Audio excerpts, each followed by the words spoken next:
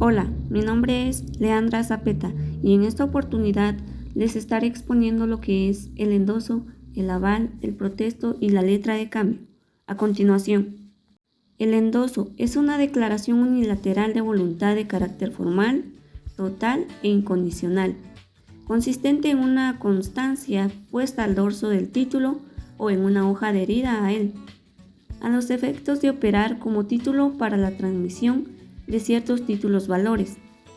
En otras palabras, el endoso es la acción y efecto de endosar o transmitir un título a la orden mediante una fórmula escrita en el reverso del documento, lo que se escribe a la vuelta o a la espalda de una letra de cambio, sea cheque, vale o libranza, para ceder al título documental a otra persona. En las clases de endoso está en propiedad, en procuración o al cobro, en garantía o prenda. Básicamente lo que es el endoso en propiedad es utilizado y es el que transmite la propiedad del título y todos los derechos que el documento representa. Como en todas las clases de endoso, es necesaria la entrega del material del documento para que la operación se complete. Según el artículo 425 del Código de Comercio, establece que el endoso puede hacerse en propiedad, en procuración o en garantía. Ahora bien, el endoso en procuración o al cobro, esta forma de transmitir el título no transfiere la propiedad de este, únicamente da facultades al endosatario para presentar el documento para su aceptación o bien para gestionar o tramitar su cobro extrajudicialmente o por la vía judicial si fuere necesario. Este método se utiliza cuando el beneficiario no ha logrado efectuar el cobro de un documento, entonces lo endosa en procuración a la orden de un licenciado para que éste se encargue del cobro extrajudicial o por la vía judicial, mediante una demanda en contra del deudor. De conformidad con el artículo 427 del Código de Comercio, se señala que el endoso en procuración se otorgará con las cláusulas denominadas con el mismo nombre, por poder, al cobro u otro equivalente. Esto conferirá al endosatario las facultades de un mandatario con representación para cobrar el título judicial o extrajudicialmente, y para endosarlo en procuración, el mandato que confiere este endoso no termina con la muerte o incapacidad del endosante, y su revocación no producirá efectos frente a tercero, sino desde el momento en que se anote su cancelación en el título o se tenga por revocado judicialmente. Ahora bien, lo que es el endoso en garantía o en prenda, básicamente tampoco se puede transmitir la propiedad del título, solo atribuye al endosatario todos los derechos y obligaciones de un acreedor prendario respecto del documento endosado y de todos los derechos que represente el mismo documento. Según el artículo 428 del Código de Comercio, pues nos señala al respecto que el endoso en garantía se otorgará con las cláusulas en garantía, en prenda u otra equivalente. Esto constituirá un derecho prendario sobre el título y conferirá al endosatario, además de sus derechos de acreedor prendario, las facultades que confiere el endoso en procuración. El gravamen prendario o de títulos no requiere inscripción en el registro de la propiedad. No podrán oponerse al endosatario en garantía las excepciones que se hubieran podido poner a tenedores anteriores. Los datos que deberá contener el endoso, la ley establece los siguientes independientemente de la clase de que éste sea. En primer lugar está lo que es el nombre del endosatario, la clase de endoso, lugar y fecha del endoso, nombre y firma del endosante o de la persona que suscriba, y el endoso a su nombre. De todos los datos anteriores resulta indispensable la firma del endosante, pues sin esta el endoso no tendrá ninguna validez. En caso de no mencionar la clase de endoso, de qué se trata, se entenderá que este se hizo en propiedad. Si en este se omite el nombre del endosatario, una vez endosado el título queda al portador, ya que al no mencionar el nombre del nuevo beneficiario, este puede ser el que lo porte. El endoso debe hacerse constar en el mismo título, generalmente en el reverso o bien en una hoja que se le adhiera. Como número 2 tenemos lo que es el aval, y básicamente el aval es un compromiso solidario de pago de una obligación a favor del acreedor o beneficiario, otorgada por un tercero para el caso de no cumplir el obligado principal con el pago de un título de crédito. Esto implica la voluntad de una tercera persona, básicamente, inmersa en el documento, de manera unilateral. A dicha persona se le llama avalista. Pues el aval bancario es un caso particular de esta figura en el que el avalista es el banco o entidad de crédito. Se trata de un instrumento por el cual el tercero avalista se compromete a cubrir el pago del monto del título de crédito y sus intereses, en el caso de que el deudor original avalado no cumpliere con lo que le corresponde.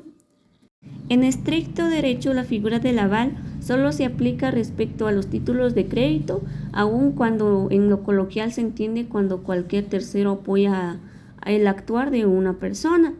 Este se instrumenta por medio de la firma insertada en el documento. El avalista es deudor principal, su obligación no es accesoria como ocurre en la fianza, puede llevar la leyenda por aval y se firma en el anverso, ya que el reverso se interpreta como endoso. Cualquier firma en el anverso que no corresponda al girado o al aceptante se interpreta como aval. Según el artículo 400 del Código de Comercio, pues se refiere que mediante la figura de la cual se está haciendo acotación, se podrá garantizar en todo o en parte el pago de los títulos de crédito que contengan obligación de pagar dinero. Podrá prestar el aval cualquiera de los signatarios de un título de crédito o quien no haya intervenido en él. Se debe indicar a cuál de los endosatarios avala, ya que de lo contrario se considera que avala al librador. La comparación con la fianza se instrumenta por separado y el fiador goza de los beneficios de exclusión y división. Puede garantizar total o parcialmente la letra de cambio. La puede otorgar un tercero o cualquier firmante de la letra. El que se hace cargo del aval puede repetir contra el avalado o contra quienes están obligados cambiariamente contra este. Como número 3 está el protesto. Pues básicamente es un acto por medio del cual se presenta un título de crédito en tiempo para poder hacer efectivo su cumplimiento por falta de pago o de aceptación, tal como lo regula el Código de Comercio en su artículo 399, siendo de vital importancia llevar a cabo dicha acción dentro del término establecido en la ley, con el fin de que el derecho de hacerlo no prescriba. El protestar un documento pues conlleva el fraccionamiento de un acta de protesto, siendo en este caso en particular de vital importancia la intervención de un notario, ya que en dicho documento se debe hacer constar que el título fue presentado en tiempo para su aceptación o pago, pero que dicha presentación no fue suficiente para lograr el cumplimiento de la obligación contenida en el mismo. Derecho que se adhiere por el negocio subyacente que dio origen a dicho título. Tiene por objeto pues básicamente comprobar la autenticación de la letra que fue presentada en tiempo y que el obligado dejó de aceptarla o pagarla total o parcialmente. En caso de que el girado no acepte la orden de pago contenida en la letra, el beneficiario deberá pues accionar, y esto procede tanto por falta de aceptación como de pago, y se hace con el objeto de no perder la acción de regreso y no la directa, porque esta no caduca por falta de protesto.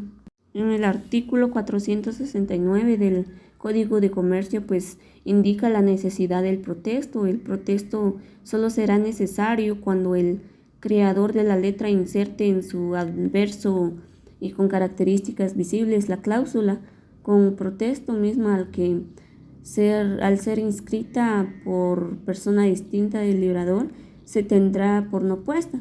Si a pesar de no ser necesario el protesto, el tenedor lo levanta, los gastos serán por su cuenta. Ahora bien, los requisitos del acta de protesto.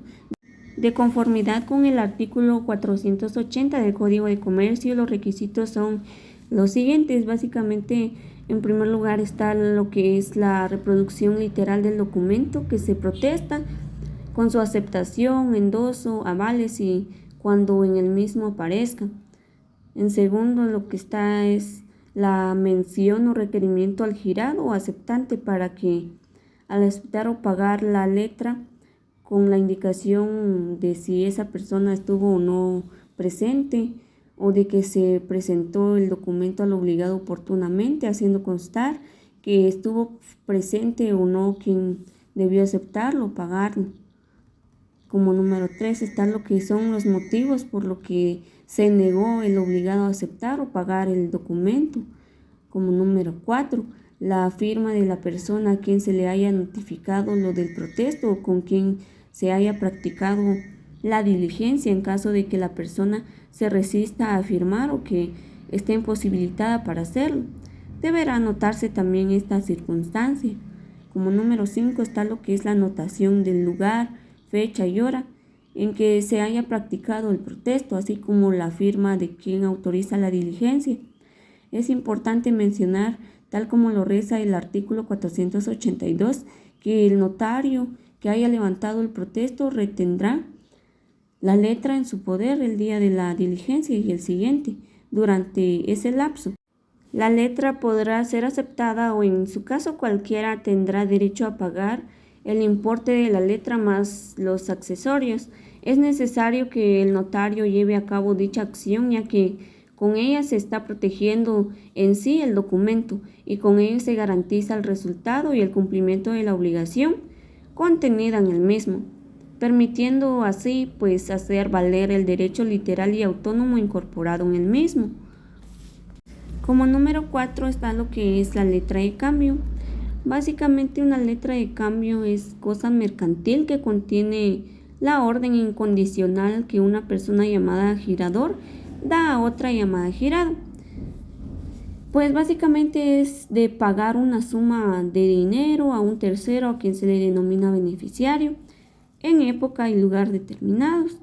Una letra de cambio girada a uno o varios meses, fecha o vista, vence el día correspondiente al de su otorgamiento o presentación del mes en que debe efectuarse el pago.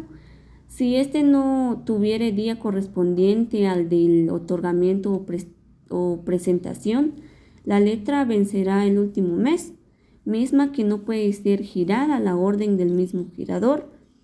El girador puede señalar para el pago el domicilio o la residencia de un tercero en el mismo lugar del domicilio girado o en otro lugar. Si la letra no contiene indicación de que el pago será hecho por el girado mismo en el domicilio o en la residencia del tercero designado en ella, pues se entenderá que el pago será hecho por este último, quien en este caso tendrá carácter de simple domiciliario. Y pues la forma de expedición es a la vista y entonces debe pagarse a su presentación dentro del año que siga su fecha. A cierto tiempo vista, caso en el cual vence después de transcurridos los días fijados a partir de su presentación, que sería 15 días después, a cierto tiempo, fecha y a día fijo. Las letras de cambio cuyo vencimiento no se indique en el documento, las que tenga unos vencimientos diversos a los 4 enumerados y las que de vencimiento sucesivo se entienden pagaderas a la vista o la totalidad de las sumas que se expresen. Ahora bien, la responsabilidad del girador. La ley establece que es responsable de la aceptación y del pago de la letra y toda la cláusula que lo exima de esta responsabilidad se tiene por no escrita. La letra de cambio puede ser girada a la vista, a cierto tiempo vista, a cierto tiempo fecha y a día fijo. Dichos títulos de crédito, básicamente con otra clase de vencimientos o con vencimientos sucesivos, se entenderán siempre pagaderas a la vista por la totalidad de la suma que se expresen. Asimismo, se considera pagadera a la vista de letra de cambio cuyo vencimiento no esté indicado en el documento. De la aceptación en el acto en virtud de que el cual el girado se compromete a pagar la letra de cambio girada a su cargo. Una vez que el girado acepta, toma el nombre del aceptante y se convierte en el principal obligado al pago del título. Cuando en la letra se señala en varios lugares para la aceptación, se entenderá que el tenedor puede presentarla en cualquiera de ellos.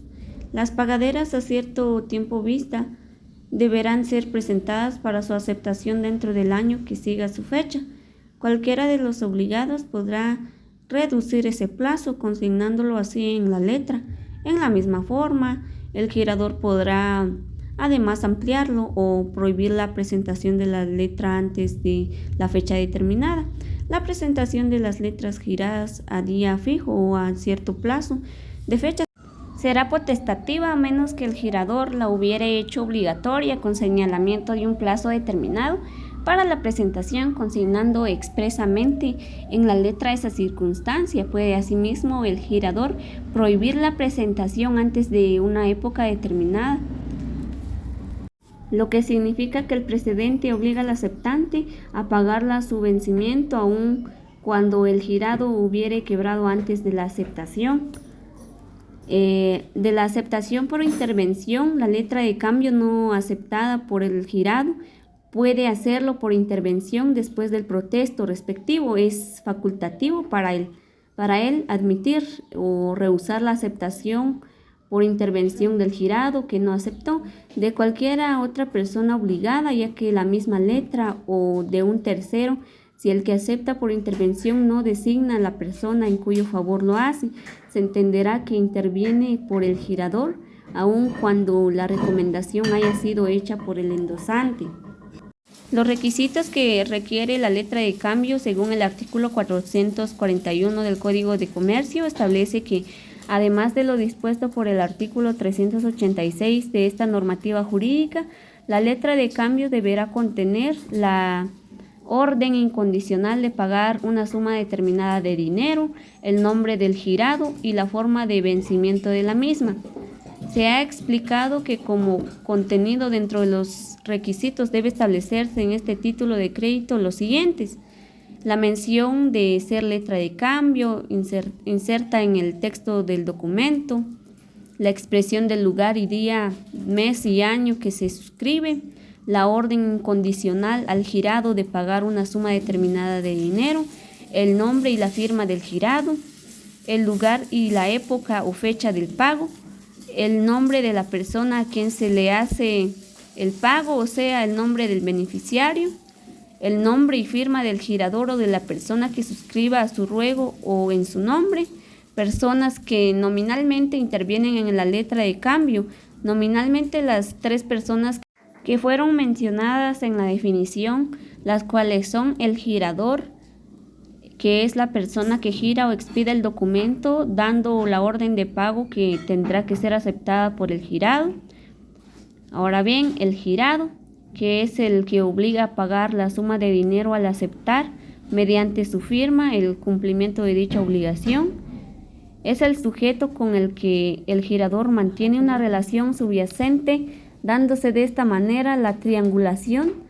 Su omisión no permite que exista dicha conexión y esto conlleva a que el papel no surta los efectos de una letra de cambio. Y por último está el que es el beneficiario. Es la persona que recibirá el pago y a cuya orden deberá efectuarse en caso de que el documento sea endosado, es decir, traspasado a otra persona. Es el beneficiario la única persona que puede endosar dicho documento. Muchas gracias.